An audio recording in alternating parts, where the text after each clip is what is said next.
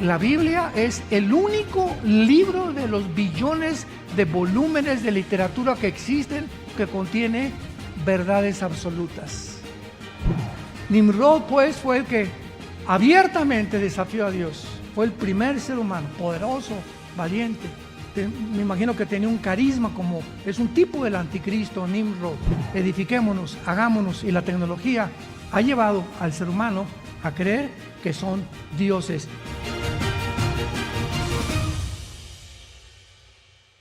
Abran sus Biblias en el capítulo 17 del Apocalipsis, que ya lo cubrimos en la segunda conferencia completamente, explicando a la gran ramera que se menciona aquí. Y ahora solamente quiero resumir para ver esta secuencia, que en el versículo 5, después de que el apóstol Juan tiene un ángel que le describe el juicio contra un sistema religioso del fin del mundo que ha tenido su origen, como lo vamos a ver en esta mañana, desde la Torre de Babel.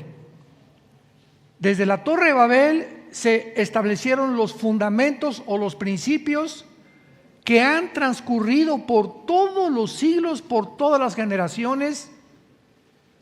Y este misterio babilónico, Satanás lo infiltró en casi todas las sociedades secretas, como los Rosacruces, los Caballeros Templarios, masonería, Illuminati. Todo eso lo vamos a ver, porque todas estas sociedades secretas de alguna forma tienen su origen en Babilonia.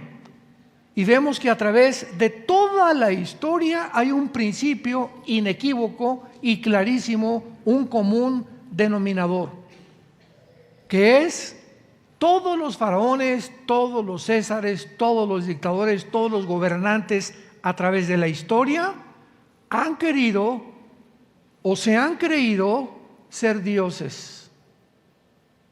Y ahí acabamos, ahí acabó el mundo. El señor que dirige el Foro Económico Mundial actualmente, un alemán, se llama Klaus Schwab. Vean, métanse ustedes al internet, esto es del dominio público. Dice que vamos a mejorar al ser humano, que Cristo no existe, que fue un mito, que son mentiras, y que ahora la verdad no puede ser verdad, sino lo que tú percibes como verdad. Y si tú una verdad que es verdad no es verdad para ti, entonces es relativismo. O sea, en otras palabras, vivimos en un mundo babilónico, porque de ahí viene la palabra confusión. Nunca la ciencia, la filosofía, las religiones, la política, la cultura, la moral se habían confundido tanto como en el siglo XXI, en el que nosotros supuestamente hemos llegado a la cumbre, a la cúspide, al pináculo de los descubrimientos científicos, tecnológicos, genéticos, etcétera, etcétera. Y mientras más alto escalamos la tecnología y la ciencia, más bajo el ser humano se hunde en su moral. Vean ustedes esta discrepancia. De qué forma, mientras el ser humano sube más y más y más, más se enaltece, más se enorgullece, más se ensoberbece, hasta llegar al punto de creer que vamos a alcanzar un programa, porque supuestamente viene de la teoría de la evolución. Como somos amibas y estamos en un proceso evolutivo, pues llegó el momento en un mejoramiento para poder, escuchen esto, decirle a la muerte una enfermedad. Dentro de la agenda del transhumanismo se encuentra esto establecido, que la muerte es una enfermedad. En otras palabras, la podemos conquistar y va a llegar el momento en que seamos inmortales. Por nosotros mismos, desde luego, no por medio de la resurrección de los muertos, como lo establece la Biblia. Pero me van siguiendo al punto en que se encuentra el mundo, un mundo caótico, un mundo confundido, un mundo donde creemos que podemos nosotros, mediante la tecnología y mediante algoritmos y mediante la inteligencia artificial mejorar al ser humano para que el ser humano pueda ahora tener un chip que se le injerte vía intravenosa y que llegue al cerebro y que sus pensamientos, síganme con cuidado, se suban a la nube. Y cuando estén guardados en la nube, poder tener un programa para que entonces el ser humano, en lugar de que vayas a la escuela a aprender chino en 5 años o inglés, lo puedas aprender, ¿verdad?, en un programa que se te injerta en el cerebro en 3 o 4 horas. Todo esto forma parte no de lo que se llama ciencia. Yo no le puedo llamar ciencia a todo esto, le llamo ciencia ficción, porque es lo que es. No tiene nada de científico, porque no está basado más que en filosofías, especulaciones, hipótesis, sueños, ideas, esperanzas, marihuanas. En Apocalipsis 17 se describe a este sistema religioso y ocupa 2 capítulos del final de la Biblia, la Babilonia. Y encontramos en el capítulo 17 a la Babilonia religiosa y en el capítulo 18 a la Babilonia comercial. Ahora, esto es muy importante. No podemos nosotros en la Biblia espiritualizar regiones geográficas cuando la Biblia ubica a Babilonia junto al río Éufrates. Y cuando dice la Biblia que está junto al río Éufrates, Babilonia, y cuando escuchamos, por ejemplo, en el capítulo 50 y 51 de Jeremías, que dice Dios a Jeremías: he aquí el juicio contra los que están en la tierra de Sinar, contra la tierra de los caldeos. Inmediatamente ubicamos que Irak, lo que es la nación de Irak ahorita, ahí se encontraba a 80 kilómetros de Bagdad, junto al río Éufrates, Babilonia, la ciudad de Babilonia, el imperio de Nabucodonosor. Entonces no podemos decir que Babilonia es Estados Unidos o que Babilonia es esta parte del mundo, etcétera, etcétera, porque la Biblia no nos ofrece esta determinación nuestra, que nos adjudiquemos a nuestro criterio y perspectiva personal qué cosa es Babilonia. El capítulo 17 ubica a Babilonia, versículo 18, como una ciudad. Es el Espíritu Santo el que nos interpreta y nos dice quién es esta gran ramera. Y la mujer que has visto es la gran ciudad que reina sobre los reyes de la tierra. ¿Cuándo fue escrito el Apocalipsis? Hace 2000 años. Cuando Juan escribe el Apocalipsis, ¿qué ciudad gobernaba el mundo? Roma. No dice es la ciudad que será. El original griego, en el versículo 18, está en presente continuo. Es la ciudad que reina, que está actualmente reinando, gobernando el mundo. Entonces comenzamos a despejar incógnitas. Este sistema religioso que se está ya conformando y se establecieron los primeros fundamentos hace menos de un mes. Cerca de Arabia Saudita, cerca de Irak, se acaba de construir lo que se llama la Casa Abrámica. Todos ustedes ya lo vieron en el internet. ¿Qué cosa es esto? Escuchen, construyeron un edificio para la iglesia romana, otro edificio para la iglesia del Islam o los musulmanes y otro edificio para la iglesia de los judíos, del judaísmo. Las 3 construcciones para juntar a las religiones, a estas 3 religiones en una, y orar unos por otros, que se oye muy bonito. Y todas estas construcciones es con el propósito que tuvo hace muchos años, en los 90s, el Papa Juan Pablo II, que fue el que puso la primera piedra para lo que se conoce como el ecumenismo. Cuando tú oigas la palabra ecuménico, significa la unión de todas las religiones. Juan Pablo II en una ciudad de Italia reunió a brujos, hechiceros, mormones, hindúes, musulmanes, católicos y protestantes o pastores protestantes apóstatas. Porque como dice la Biblia, ¿cómo podemos andar dos juntos si no estuviéramos de acuerdo? Y en esta ciudad el Papa Juan Pablo II lanzó la primera convocatoria mundial para una religión mundial. Y siempre con la bandera, vuelvo a repetir, todos tienen que ser una cortina de humo. Nunca las cosas que oímos son como son. Siempre hay detrás una gran mentira en todo lo que está pasando en el mundo, con la cortina de humo de busquemos la paz. Y se oye muy bonito. A ver, señor hindú, usted y yo vamos a rezar al mismo Dios. Espérame tantito. Oye, si tú eres hindú, discúlpame con mucho respeto, tú tienes 6 millones de dioses. ¿A cuál le oramos? Vengo con un musulmán, tu Dios es Alá. Alá no es el Jehová de la Biblia. Alá es el que supuestamente le dio la revelación a Mahoma cuando tenía ataques de epilepsia entre los 10 y los 12 años de edad en una cueva, y de ahí salió el libro del Corán, donde si te lees la mitad del libro del Corán, es un libro que dice maten a judíos y maten a cristianos. Jesucristo no fue un profeta, ni murió por los pecados. ¿Cómo puedo estar de acuerdo con él? Voy con otra religión, ¿verdad? Voy con los budistas. Oye, pero tú eres budista, sí. Es que el budismo es ateo. ¿Cómo? Pero si está clasificado dentro de las religiones del mundo.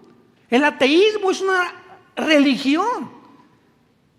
Ya estamos despejando muchísimas incógnitas de los medios de comunicación y los politólogos que no han entendido qué es una religión. El budismo es una religión atea porque no creen en ningún Dios. Nunca Buda llegó a nadie a guiarlos a orar a Dios. Al morir le dijo a los discípulos Buda, 300 años antes de Cristo, busquen la verdad, yo no soy la verdad. Era un príncipe Buda, Gautama Buda, que salió del palacio, que quería conocer el mundo y la razón del sufrimiento, que nunca lo encontró, y ahí nació el budismo. Pero el budista no le reza a nadie. Entonces nos encontramos en un mundo tan confundido, y entonces tomaron al cristianismo y lo metieron dentro del molde de las religiones, sin saber ni entender hasta la fecha, ni periodistas, ni politólogos, ni políticos, ni geólogos, ni literatos, ni editores, sin saber que el cristianismo no es una religión. El cristianismo es una relación personal con alguien que resucitó de entre los muertos. Es una relación viva, orgánica, real, que nadie tiene. El budista no tiene una relación con Mahoma, con Buda. Los musulmanes no tienen una relación personal con Allah. Solamente se hincan, levantan, etcétera, etcétera, pero no tienen una relación con él. No saben que está vivo y que no le oran a él personalmente. Los hindúes más, millones de dioses. Estamos nosotros ante un mundo completamente babilónico, confundido. Y Jesucristo dijo estas palabras: yo soy el camino. Cualquier otro camino que tú tengas en la vida, hay caminos que parecen derechos, pero su fin es camino de muerte. Vengo a decirte que no solamente yo soy el camino donde tú debes de caminar, yo soy la verdad. ¿Qué significa que un hombre se haya atrevido no a decirnos, les vengo a predicar la verdad, o soy una de las verdades, sino que Él se atribuye que Él es personalmente la verdad.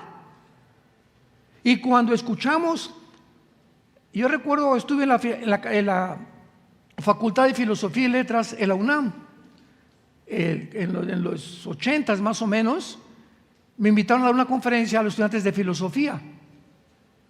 Y una de las preguntas que les hice fue: ¿alguno de ustedes que estudian filosofía me pudieran decir o definir qué es la verdad?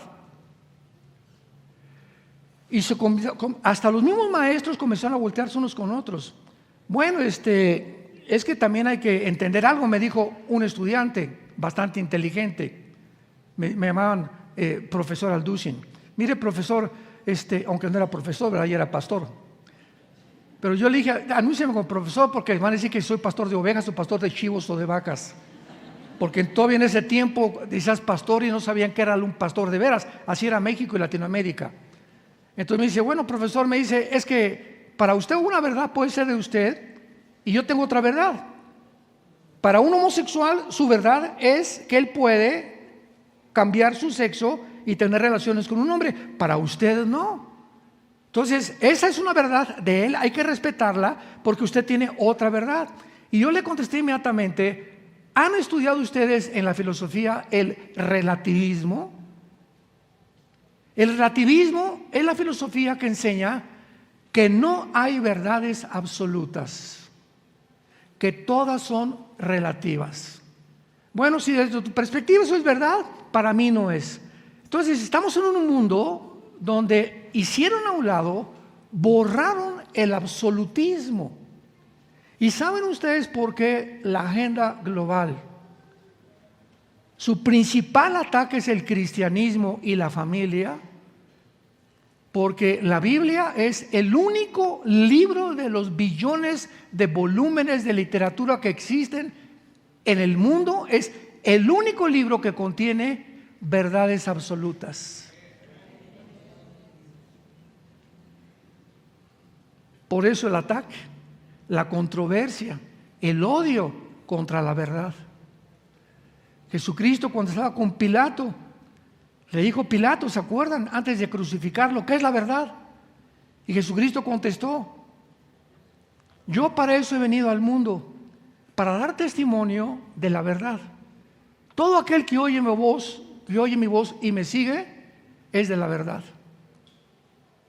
Entonces, Jesús vino al mundo a radicalizar el mundo, a decirnos todos como ovejas, unos por acá, budismo, cada quien su religión, filosofía, esto y el otro, pero vengo a decirles que hay una sola verdad y soy yo.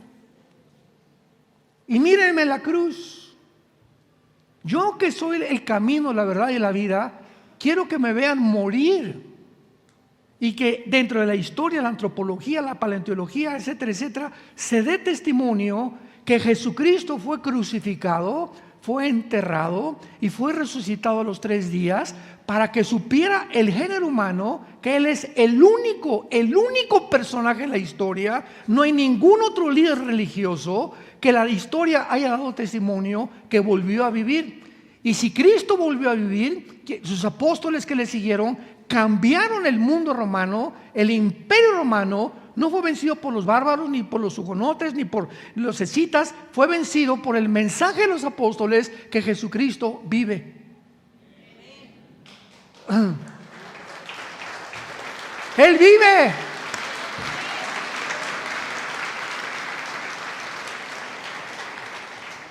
Si no hubiera sido por eso, si Cristo no se hubiera levantado de los muertos, ¿qué seguridad tendríamos algún ser humano? Siempre en los libros, fui al cielo y bajé, y vi a Adán, y vi a Caín, y vi a mi abuelita. Viste a puros demonios, fue lo que viste, que te hicieron creer que tus parientes. Se llama espiritismo. Pero ¿quién nos podría asegurar realmente y dejarnos un libro como las Sagradas Escrituras que nos den testimonio cómo es el cielo, cómo es Cristo, cómo es el Padre, qué es lo que existen los ángeles? Que vivimos un mundo completamente confundido, irreal, que estamos a punto en un barco que se está hundiendo y la gente sigue en la ignorancia, y muchos cristianos el domingo ni traen la Biblia a la iglesia. Ni siquiera traen la Biblia ya. Es una apostasía y un alejamiento, porque la Biblia da testimonio que mientras más nos acerquemos al punto del final, va a haber un alejamiento de la verdad, de la fe, de las Sagradas Escrituras y de nuestra condición de que somos realmente seres humanos creados a la imagen y semejanza de Dios. Entonces, Apocalipsis 17, en resumidas cuentas, es una ciudad que tal vez se concentre en Roma, todas las religiones del mundo, y lo más interesante de esto es que esta Babilonia religiosa, sin lugar a dudas, se nos da la certeza en el versículo 18 que es una ciudad que era Roma, la cual se va a convertir en el centro del ecumenismo mundial. Pero la Babilonia del capítulo 18, que no nos da tiempo de ver eso, tal vez en otras conferencias, el capítulo 18 de Apocalipsis nos muestra que hay otra Babilonia que se va a convertir en el centro comercial del mundo o en el centro económico. Wall Street se va a cambiar a la nación de Irak. Y esta Babilonia comercial sí es 100% literal, como lo dice Jeremías 50-51, Zacarías 5 del 5 al 11, como lo dice en cantidad de pasajes que vamos a cubrir. Pero vamos a comenzar en el libro de Génesis. Dichosos y felices, bienaventurados los que traen Biblia. Mi esposa y yo hemos ido últimamente en nuestros viajes en Estados Unidos a iglesias. ¿No saben qué cosa más preciosa? Es una iglesia que tiene casi el 70-80% de jóvenes, y todos así con su Biblia ahí, con sus libretas apuntando, coloreando sus Biblias, casi más del 50%, todos con la Biblia en las rodillas, que es a lo que vienes a la Biblia, a la iglesia. Es como ir a la clase de inglés y un maestro te ve: ¿y tu libro de inglés? No, chepo. ¿A qué veniste? Me está a la puerta, por favor, ve y compra un libro de inglés y no te acepto en mi clase. Pero como aquí no hay nada forzoso ni obligatorio, te tiene que nacer del corazón.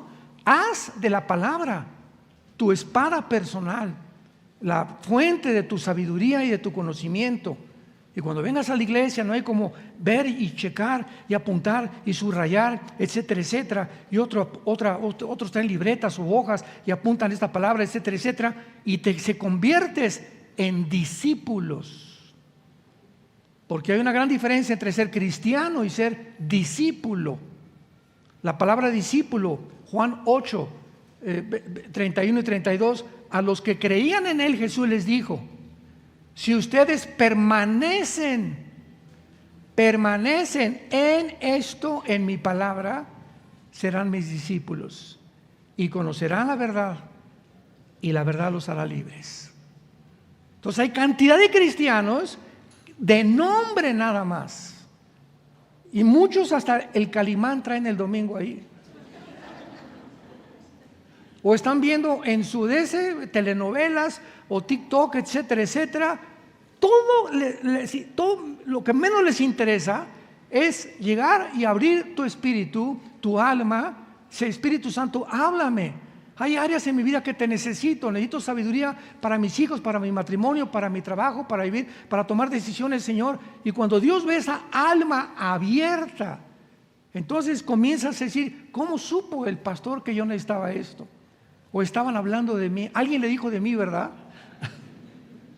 No es así. El Espíritu Santo sabe la necesidad de cada uno de ustedes que están presentes aquí y los millones que puedan estar conectados ahorita con estas conferencias. Él sabe perfectamente lo que tú necesitas, pero tú tienes que venir abierto a la palabra de Dios. Muy bien, veamos en primer lugar en el libro del Génesis capítulo 10, el inicio de Babel. ¿Quién fue el primer líder de Babel, que después se convirtió en Babilonia? Y dice el capítulo 10, y siempre tenemos que rastrear el origen para encontrar la razón de ser de lo que sucede, de lo que estudiamos o de lo que vemos. En el capítulo 10 del Génesis dice la Biblia, versículo 7, esto es importante, los hijos de Cus, ¿ya saben quién fue Cus? Uno de los 3 hijos de Noé, ¿se acuerdan? Cuando Noé metió al arca a su esposa, a sus 3 hijos y a sus 3 nueras, se llamaban Cus, Jafet y Sem. Los 3 hijos de Noé, de los 3 hijos de Noé, Sem, Jafet y Cam, descendemos todos los seres humanos. De Jafet descienden todos los anglosajones, porque el arca aterrizó, ¿verdad? O descendió sobre los montes Ararat, de acuerdo a Génesis 7 y 8. Cuando el diluvio bajó, el arca descendió sobre los montes Ararat, que se encuentran en Armenia, que están casi junto a Turquía. Y de ahí, de ese punto geográfico, se comenzó a poblar el mundo. Jafet pobló Europa, los anglosajones, o todos los de piel blanca y ojos claros. Los semitas poblaron todo el Medio Oriente, Asia Menor y el Asia, que son árabes principalmente y judíos, y algunos asiáticos que son semitas. Y Cam pobló el continente africano, que se llaman camitas, de donde vienen los cananeos. Entonces, cuando hablamos de Cus, estamos hablando de los descendientes que poblaron el continente africano y que estuvieron, ¿verdad?, en el Medio Oriente e inmigraron para formar todas las naciones que actualmente conocemos. Y de Cus nació Seba, Ávila, Sabta, Rahama, Sauteca y los hijos de Rahama, Seba y Dedán. Versículo 8, atención. Y Cus engendró a Nimrod, quien llegó a ser el primer Gibor, con G de Gárgara, Gibor en el hebreo, que significa el primer poderoso en la tierra. Esto es importantísimo. Nimrod, vamos a ver, que llegó a convertirse en el primer potentado, gobernante, dictador, el primero que quiso establecer la unión de todas las religiones, el primero que quiso unir a todos en la Torre Babel, centralizar la política y la religión dentro de un solo lugar geográfico, la tierra de Sinar, que es Irak. Nunca se te olvide eso, para que localices qué naciones actualmente ocupan la posición donde se encuentran, porque en la Biblia no aparece la palabra Irak, aparece la palabra Babilonia. Pero cuando encontramos el origen geográfico, los caldeos o la tierra de Sinar, ubicamos inmediatamente la región que era la Mesopotamia, que es Siria o Irak del mundo moderno. Muy bien. Nimrod vino a ser el primer poderoso en la tierra. Este fue vigoroso, cazador delante de Jehová. Por lo cual se dice, así como Nimrod, vigoroso cazador delante de Jehová. Y fue el comienzo de su reino, el primer reino que aparece en la Biblia, Babel. Y después Erak, Akkad, Calné, en la tierra de Sinar, en la tierra de Sinar. Bríncate al versículo del capítulo 11 del Génesis, versículo 2. Génesis 11:2. Y aconteció que cuando salieron del oriente, hallaron una llanura en donde, en la tierra de Sinar, y allí se establecieron. Ahorita vamos a pasar al capítulo 11, pero ya estamos ligando que Nimrod ubica Babel en la tierra de Sinar, y fue en el mismo lugar geográfico donde él puso la primera ciudad, que después fue Babilonia, donde se juntaron los hombres por primera vez para tratar de abortar, de distorsionar el plan original de Dios. Cuando acabó el diluvio, Génesis 7 y 8, el capítulo 9, Dios le dice a Noé, multiplíquense, dispérsense, propáguense por todo el mundo, llenen la tierra y tengan hijos y tengan familias. Acabando el diluvio. Estamos hablando 1500 años después de Adán. De Adán a Noé hubo como 1550 años. 350 o 400 años después del diluvio nació Abraham. Y lo vamos a entender por qué. Pero cuando Dios le dice, dispérsense y váyanse por todo el mundo, llega Nimrod, ya que comienza a poblarse el mundo, y le dice a la gente, no, nada, aquí nos vamos a quedar. Vamos a centralizar la política, vamos a levantar una torre que llega al cielo, hagámonos un nombre y establezcamos aquí un reino entre nosotros, para que si fuéramos esparcidos o tal vez si viene otro diluvio, la torre nos proteja de otra inundación. O sea, completamente en contra del programa original que Dios le dio a Noé. Cuando vamos a ver el versículo 9, capítulo 10, versículo 9 otra vez, este fue vigoroso cazador delante de Jehová. Esta palabra cazador, tesayid, en el hebreo, significa cazador de hombres, no de bestias.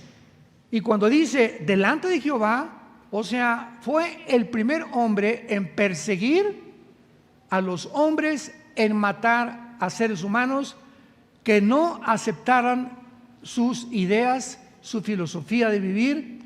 De ahí vemos que, como les dije, todas las sociedades secretas, comunismo, socialismo, dictaduras, etcétera, etcétera, monarquías, todo tiene su origen precisamente en esto.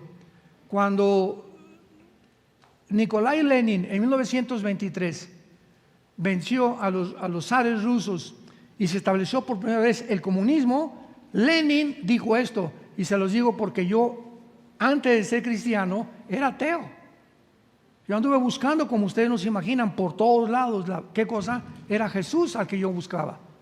Pero buscaba equivocadamente en sistemas, en filosofías, en historias, etcétera, etcétera, en leyendas, en mitos.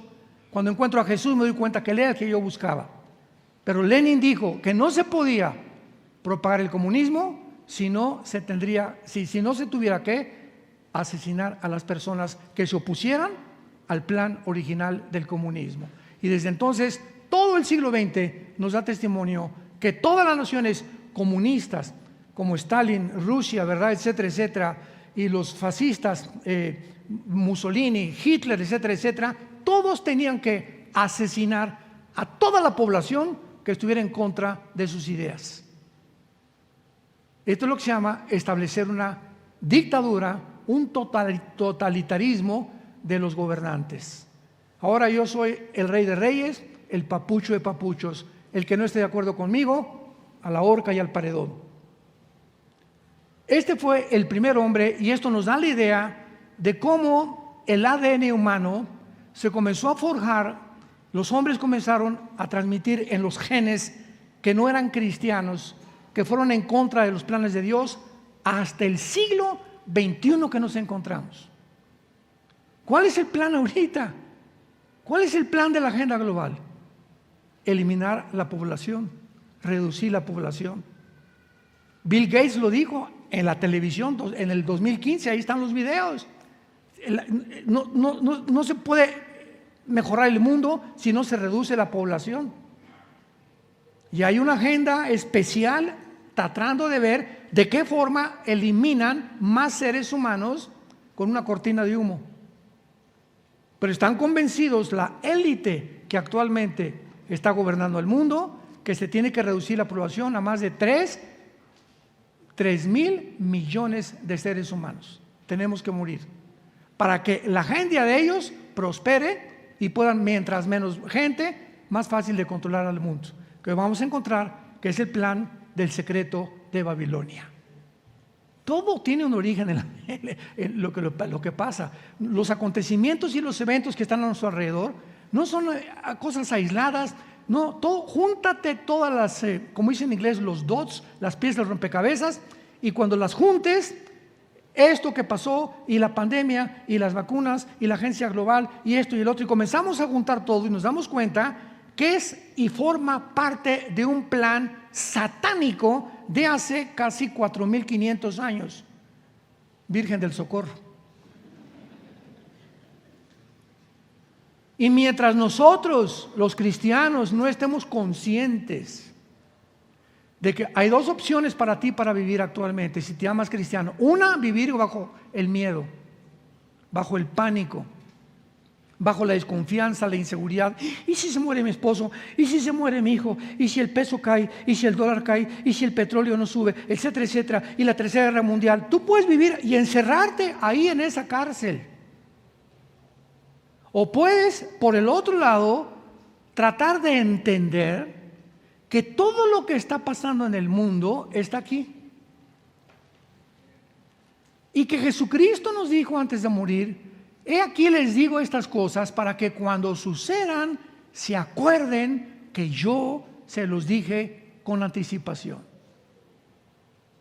Vendrán guerras, rumores de guerras, pestes, problemas cósmicos en el aire, etcétera, etcétera. La gente se volverá los padres contra los hijos contra los padres. Llegaremos a una apostasía no solamente de la fe, sino un abandono completamente del estado original en que Dios nos creó.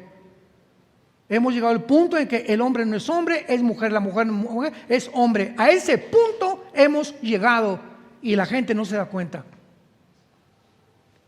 Y si no te das cuenta, el ambiente, el medio ambiente que está a nuestro alrededor, vives en el limbo.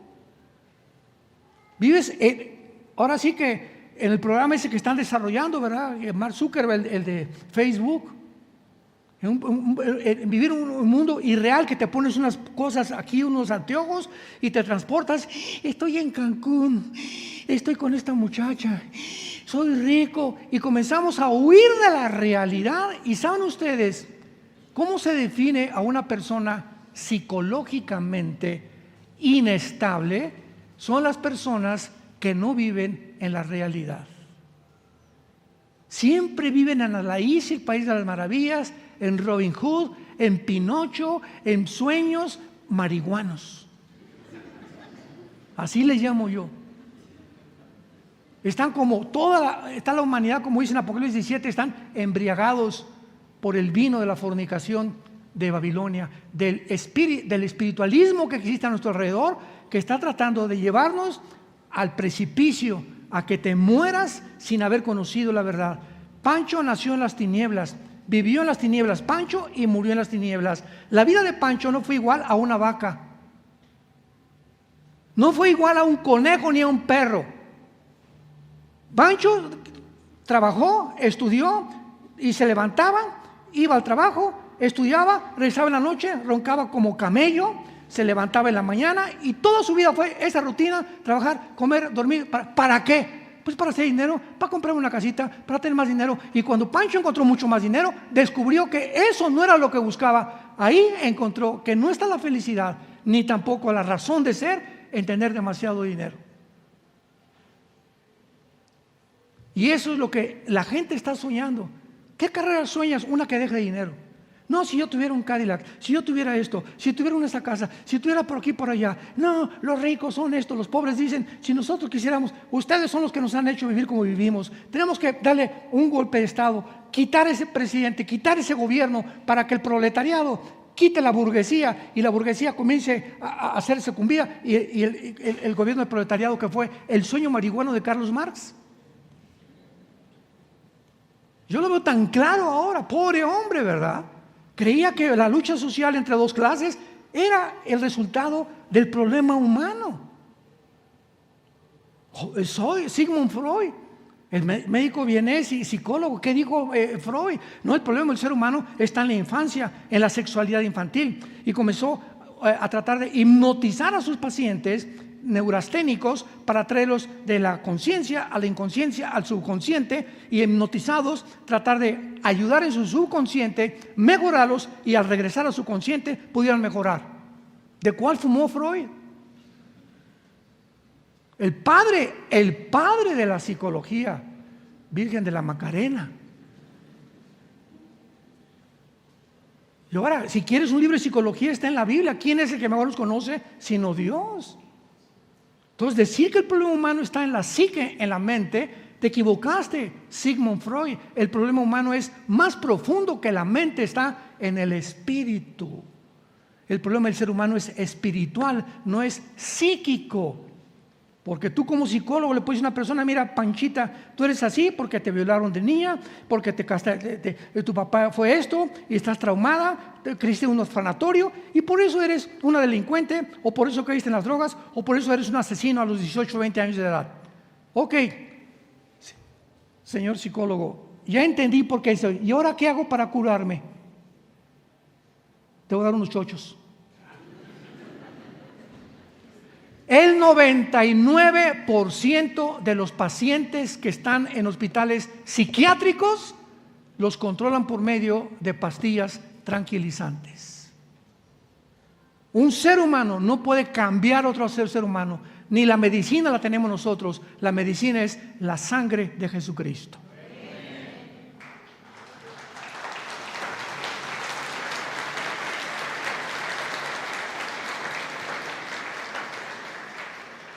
Nimrod, pues, fue el que abiertamente desafió a Dios. Fue el primer ser humano, poderoso, valiente. Me imagino que tenía un carisma, como es un tipo del anticristo, Nimrod. Y brincamos rápidamente a Génesis 11 para terminar y veamos lo que Nimrod hizo. Y la estrategia siempre hay que ver detrás de todo al mundo de las tinieblas o al mundo espiritual de Dios, porque no hay nada que suceda en el mundo sin que poderes cósmicos invisibles estén manejando los eventos que suceden en el mundo. Tenía entonces la tierra una sola lengua y unas mismas palabras. Y aconteció que cuando salieron de oriente hallaron una llanura en la tierra de Sinar. Ponle ahí Irak, para que siempre sepas dónde geográficamente nos encontramos. Y se establecieron allí. Y se dijeron unos a otros, vamos, hagamos ladrillo y cozámoslo con fuego. Y les sirvió ladrillo en lugar de piedra y el asfalto en lugar de mezcla. Y dijeron, vamos, edifiquémonos una ciudad y una torre, cuya cúspide llegue al cielo. Y hagámonos un nombre por si fuéramos esparcidos sobre la faz de la tierra. Vemos inmediatamente la primera intención que había en este grupo de personas dirigidas por Nimrod, que todas estas ideas eran por si acaso seguimos los mandamientos del Dios que salvó a Noé y a su familia. No queremos centralizarnos ahora en un solo lugar. Es exactamente la misma idea de la actual agenda global o el globalismo que estamos viviendo. ¿Por qué ahora, detrás del Foro Económico Mundial y de la agenda global, existe la idea de un solo gobierno y una sola religión? ¿Por qué la Biblia? Qué interesante es esto. ¿Por qué la Biblia, en las últimas páginas de la Biblia, se profetizó hace 2000 años que vendría un hombre llamado el Anticristo para establecer un solo gobierno y una sola religión? Hace 2000 años. Simplemente que no se podía que en el siglo pasado surgiera el Anticristo, ni en el siglo XIX, ni en el siglo XVIII, porque no existía la tecnología que existe ahora.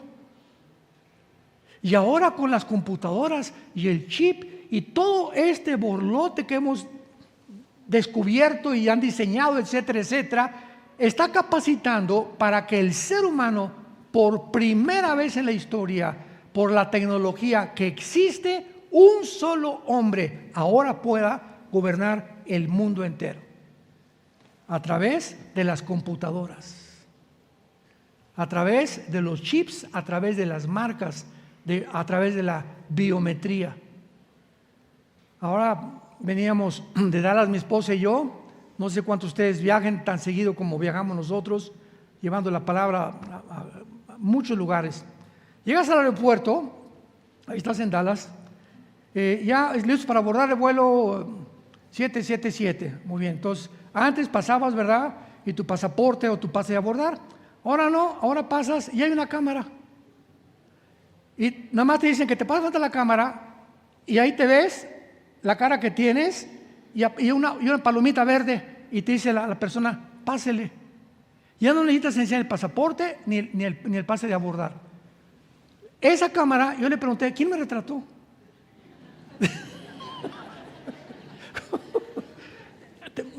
Vean, la tecnología un día ha llegado. ¿Quién me retrató?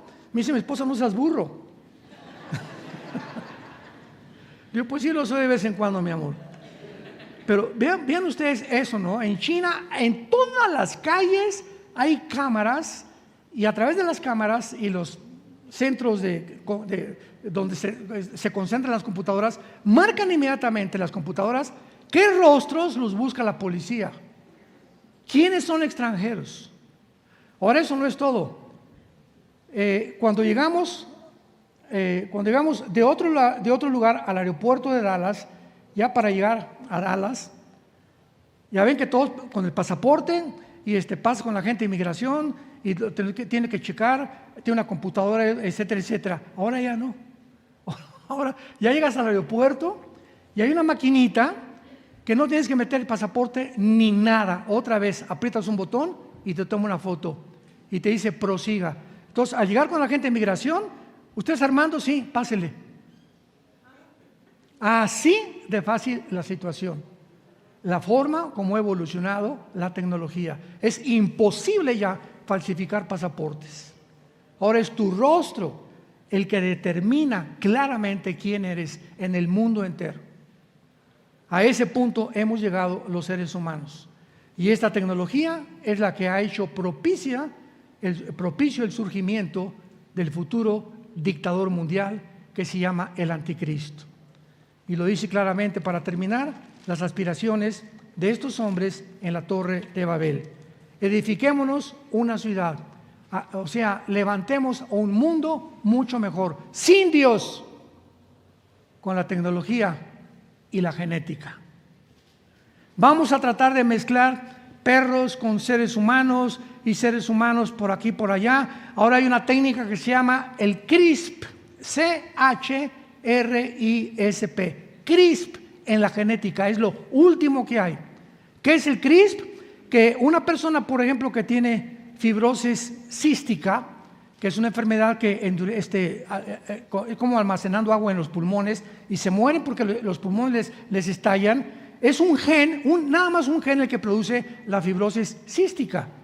Pues ahora con la nueva tecnología del CRISP, así le llaman o dentro del genoma, cortan el gen, ¿verdad? Y si le falta ese gen, agarran otro gen de otra persona, sacan uno y le incrustan ese gen para poder mejorar a esa persona que no se muera de fibrosis quística. Y hasta este momento nos parece todo, caray, si así fuera, qué maravilla, ¿verdad? ¿Cómo ha progresado la ciencia? Esa es la cortina de humo.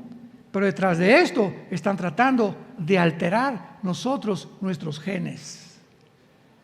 Y han llegado al punto que ya pueden sacarte un gen, introducirte otros, cortarlos como si fuera algo que estás fabricando y están comenzando a fabricar super bebés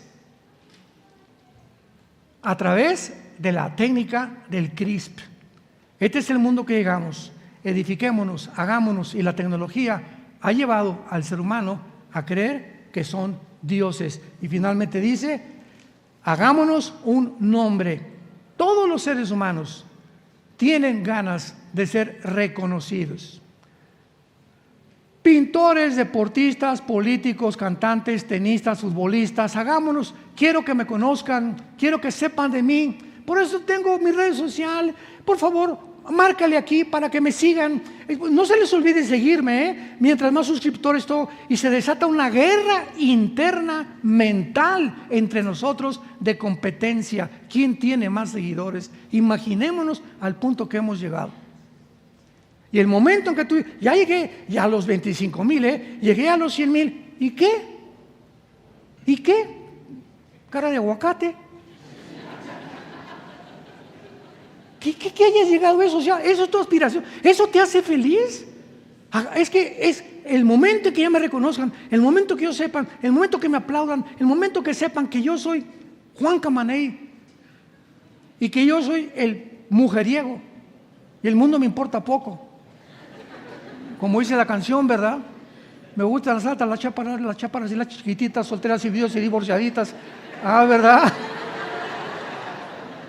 No es de Marcos Witt, ¿eh? Todas las rancheras en mi tiempo me las aprendía. Pero es el punto que hemos llegado. Soy esto, hagámonos, quiero tener un nombre, todos quieren ser famosos, todos quieren tener aplauso, todos quieren tener reconocimiento, y ha enfermado esto al ser humano. Y ahora a través de las redes sociales se han convertido en una verdadera enfermedad. La Biblia dice, no busques grandezas, búscame a mí con todo tu corazón y me encontrarás, porque me buscarás con toda tu alma. Padre, te damos gracias en esta mañana por tu santa palabra. Que unidos nuestros corazones en amor, oramos y te pedimos, seamos capaces de alcanzar las riquezas del entendimiento, los secretos de Dios el Padre y de Jesucristo su Hijo, en quien están encerrados todos los tesoros de la sabiduría y del conocimiento. Si hemos resucitado, busquemos las cosas de arriba, no las de la tierra, donde nuestra vida esté escondida con Cristo en Dios. Y cuando Jesús se manifieste, nosotros seremos manifestados juntamente con Él en su gloria. Por lo cual también debemos de luchar, proseguir a la meta del supremo llamamiento en Cristo, presentando a todo hombre, amonestando a todo ser humano, exhortando a todo ser humano en sabiduría, en conocimiento, para presentarnos maduros delante de Dios, según el poder que actúa en nosotros y que nos hace capaces de resistir vivir en este mundo que cada día empeora más y más. Gracias, Jesús, porque te esperamos cada día. Esperamos que este día o el día de mañana estar contigo, vivir para ti.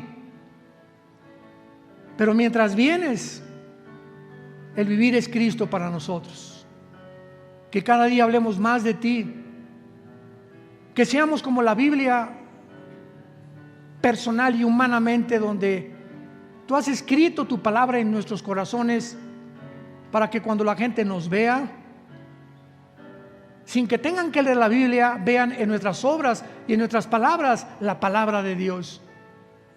Somos cartas abiertas, leídas por todos los hombres, para que vivamos en paz y en armonía, en santificación, irreprensibles en medio de una generación perversa y maligna que cada día se destruye más y más. Vengan a Cristo, les invito en esta mañana a todos ustedes que no lo tienen en su corazón. Tal vez te llames cristiano, pero ni amor a la Biblia tienes. Examínate. El Señor viene pronto para que seamos tenidos por dignos de escapar de todo lo que se viene sobre el mundo. Dile: Señor, perdona mis pecados. Creo que en la cruz pagaste con tu sangre por ellos y que a los 3 días resucitaste de los muertos. Te pido en este instante que entres a mi vida. Te recibo como mi Señor y como mi Salvador, para tu gloria eterna en Jesucristo. Amén. Hola, quería contarte algo. ¿Sabías que puedes ver este y otros videos en nuestro canal de YouTube? Solamente suscríbete y activa la campanita para que así las notificaciones te lleguen cada vez que subamos un contenido que sabemos será de mucha bendición para tu vida.